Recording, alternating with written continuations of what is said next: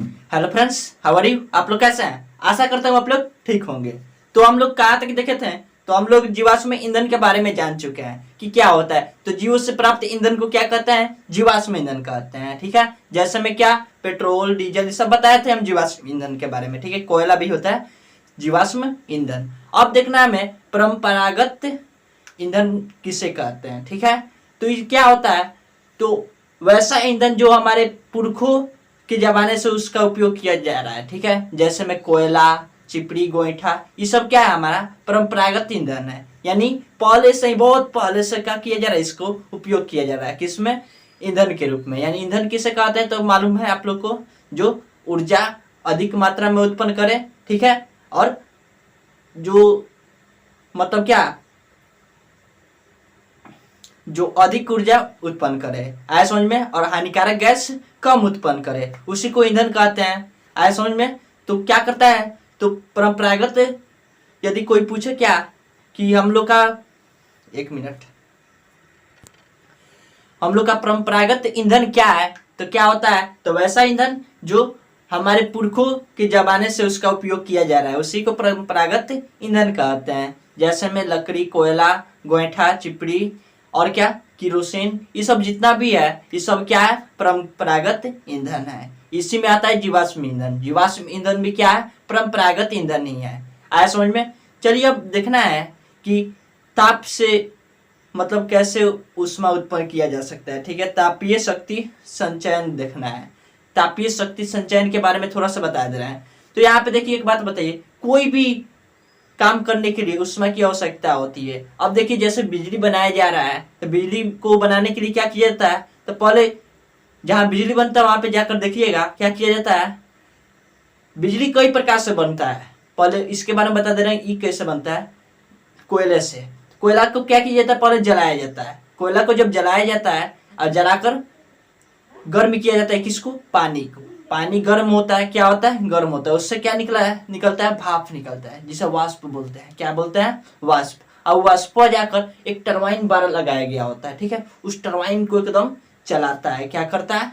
चलाता है। अब वो चलाता है तो क्या होता है? उससे बिजली उत्पन्न होता है। क्या उत्पन्न होता है? बिजली। यानी कोई भी मतलब कोई भी, जैसे मान ली बिजली, बिजली उत्पन्न करने में क्या किया हम? टरबाइन चलाएं। टरबाइन चलाएं, किससे चलाएं? भाप से। यानी क्या, शक्ति से काम किया जा रहा है ना यहाँ पे। किससे? शक्ति से। यानी शक्ति से, यानी भाप जो है, भाप की शक्ति से क्या हो रहा है? टरबाइन चल रहा है। तो इससे हम बोल सकते हैं क्या, जैसे में हम टरबाइन चलाने के लिए क्या किया? पहले हम कोयला जलाएं। कोयला से क्या निकला? धुआं निकला। कोयला डायरेक्ट धुआं से भी टरबाइन चलाया जा सकता है। और यदि हम कोयला अधिक मात्रा में रख ले और उसके ऊपर एक जल का बड़ा सा कुछ टैंकी उनकी रख दे, ठीक है, उसको भी गर्म करते, उसके उससे भी टरबाइन चलेगा। या कोयले के धुआं से भी चलेगा टरबाइन। ऐसा में तो इसको क्या किया जाता है? ऐसे उत्पन्न किया जाता है। क्या किया जाता है? उत्पन्न बिजली। तो इसी को क्या बोलते हैं हम? तापीय शक्ति संचयन। ठीक है, इसको क्या किया जा रहा है? ताप को संचयन करके शक्ति यानी उस ऊर्जा का निर्माण किया जा रहा है। कौन ऊर्जा यहाँ पे निर्मित हो रहा है? विद्युत ऊर्जा निर्मित हो रहा है। चलिए, कभी कभी क्या होता है, हम लोग पानी से भी ऊर्जा, सॉरी, विद्युत धारा उत्पन्न किया जाता है। किससे? जल से। जल से कैसे उत्पन्न किया जाएगा? कैसे निर्मित किया जाएगा? तो जल से कैसे किया जाता है, मालूम है आप लोग को? नहीं मालूम है तो हम बताते हैं। जल द्वारा भी क्या किया जाता है? टरबाइन चलाया जाता है। अब टरबाइन कैसे चलेगा? जल से। जल से टरबाइन कैसे चलेगा? तो जहां से अधिक धार में, एकदम तेजी में जहां से पानी बहता है, वहीं पे क्या किया जाता है? मोटर लगा दिया जाता है। उस मोटर में टरबाइन लगा दिए जाते हैं। ठीक है, और टरबाइन लगा दिया जाता है। और क्या किया जाता है? जब जैसे ही पानी का धार तेजी में आता है, वो क्या होता है? उससे टरबाइन एकदम तेजी में घूमने लगता है। क्या होता है? तेजी में घूमने लगता है। उसी के कारण क्या होता है? जैसे में उस तेजी में घूमेगा तो उस घूमने के कारण मोटर भी क्या होता है? घूमने लगता है। क्या होता है? घूमने लगता है। और उस मोटर ही क्या, विद्युत धारा उत्पन्न कर देता है। क्या उत्पन्न करता है? विद्युत धारा उत्पन्न कर देता है। आया समझ में। तो कोई भी मतलब काम करते हैं तो उसमें क्या, ऊर्जा की आवश्यकता है। ऊर्जा से ही हम विद्युत धारा उत्पन्न किए। विद्युत धारा भी क्या है? एक ऊर्जा का ही रूप है। क्या है? ऊर्जा का ही रूप है। आया समझ में। आगे हम बताते हैं क्या,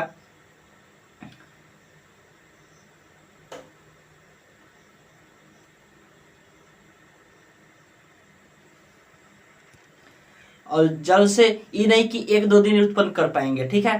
तो उससे क्या अधिक मात्रा में उत्पन्न कर सकते हैं विद्युत धारा। ऐसा समझ में क्या किया जा सकता है, अधिक मात्रा में विद्युत धारा उत्पन्न कर सकते हैं। कल कभी भी मतलब क्या जल समाप्त नहीं होगा, क्या होगा, समाप्त नहीं होगा। इसलिए जल को क्या कहते हैं, जल के स्रोत को क्या कहते हैं, ऊर्जा का नवीकरण स्रोत कहते हैं, नवीकरण स्रोत, ठीक है, जो कभी भी समाप्त नहीं हो सकता है। क्या जल कभी समाप्त होगा, नहीं। क्या जल टरबाइन प्रक्रिया रहती है, समाप्त होगा, नहीं। वो क्या होता है, हमेशा उसमें भरा जाता है, ठीक है, ऐसा समझ में। तो ये रहा क्या, जल द्वारा बिजली का उत्पादन। अब आगे देखेंगे हम लोग, चलिए आगे बढ़ते हैं, आगे क्या है देखते हैं।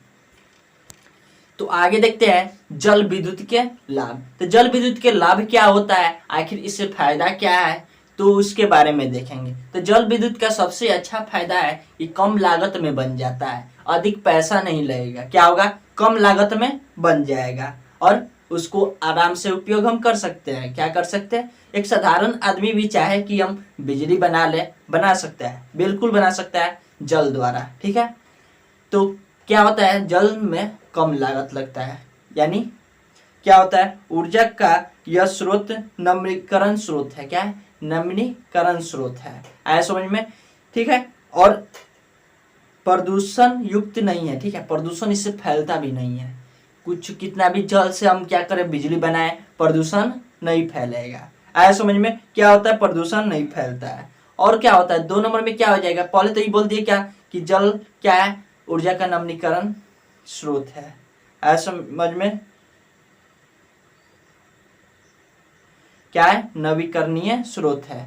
जल जो है ऊर्जा का क्या है, नवीकरणीय स्रोत है। जल से जब हम विद्युत बनाएंगे तो क्या होगा, प्रदूषण भी नहीं फैलेगा। प्रदूषण आता है ना समझ में, प्रदूषण क्या होता है, जो हानिकारक गैस निकल रहा है, वायुमंडल हमारा खराब हो रहा है, इसी को तो प्रदूषण कहते हैं। सबसे अधिक प्रदूषण तो हम लोग फैला रहे हैं, कैसे, मोटर बाइक ये सब चला करके, ऐसा समझ में।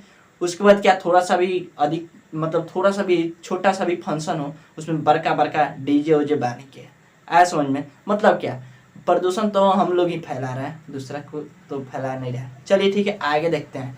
तो ये 1 नंबर हो जाएगा क्या, ऊर्जा का नवीकरण स्रोत है। कौन स्रोत है, नवीकरण स्रोत है, कौन, जल, ठीक है। जल क्या होता है, ऊर्जा का नवीकरण स्रोत होता है, यानी उसके बाद क्या, इसको जब जलाएं, इससे जब हम विद्युत उत्पन्न करेंगे तब प्रदूषण भी नहीं फैलता है। ऐसा समझ में, क्या होता है, प्रदूषण भी नहीं फैलता है।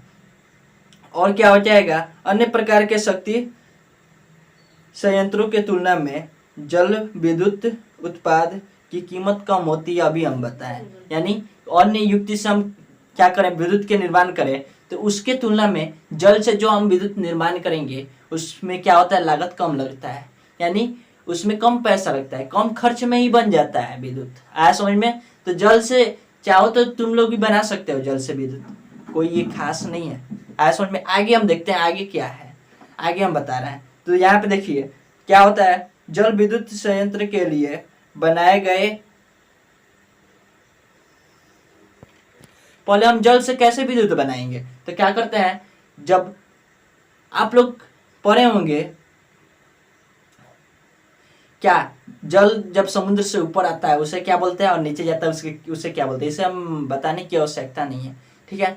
जब समुद्र से जल ऊपर आता है तो उसे क्या करते हैं, बांध द्वारा उसे रोक लिया जाता है, ठीक है, और उसके नीचे क्या किया जाता है, टरबाइन लगा दिया जाता है। अब देखिए उसको क्या करेंगे, उसके बाद फिर ऊपर से धार से एकदम तेजी में गिराएंगे उसको, तो टरबाइन घूमेगा। ऐसा समझ में, क्या होगा, घूमेगा। तो वो जो हम बांध द्वारा हम रोके हैं, उसको क्या किए हैं, जल को रोके हैं, उससे हम चाहें तो सिंचाई भी तो कर सकते हैं। क्या कर सकते हैं, सिंचाई। तो इससे ये भी फायदा है, क्या होता है, सिंचाई भी आसानी से हो जाती है। क्या हो जाती है, सिंचाई। और विद्युत का विद्युत तो मिल ही रहा है। आया समझ में। तो ये रहा क्या, जल से यदि हम विद्युत प्राप्त करें तो लाभ क्या होगा, पहला लाभ क्या होगा, जल जो है नवीकरण स्रोत है, किसका, ऊर्जा का, या विद्युत का भी बोल सकते हैं, विद्युत भी क्या है, ऊर्जा ही है, ठीक है। यदि जल से हम विद्युत धारा बनाएंगे तो क्या होगा, तो जल से विद्युत धारा बनाएंगे तो प्रदूषण नहीं फैलेगा। क्या नहीं फैलेगा, प्रदूषण नहीं फैलेगा। और ये क्या होता है, कम लागत में ही बन जाता है। और जल जब हम इकट्ठा करते हैं बांध द्वारा, उसको रोकते हैं, तो उस रोके गए जल से हम सिंचाई भी कर सकते हैं। इतना हमें लाभ है। अब इसके हानियाँ के बारे में देखेंगे, ठीक है, यानी जल विद्युत की हानियाँ क्या होती है इसके बारे में कल देखेंगे। आज के लिए बस इतना ही, बाकी का वीडियो कल देखेंगे। तब तक के लिए जय हिंद जय भारत। और हाँ, जो चैनल को सब्सक्राइब नहीं किया है प्लीज़ सब्सक्राइब कर दीजिएगा। चलिए ठीक है, मिलते हैं नेक्स्ट वीडियो में।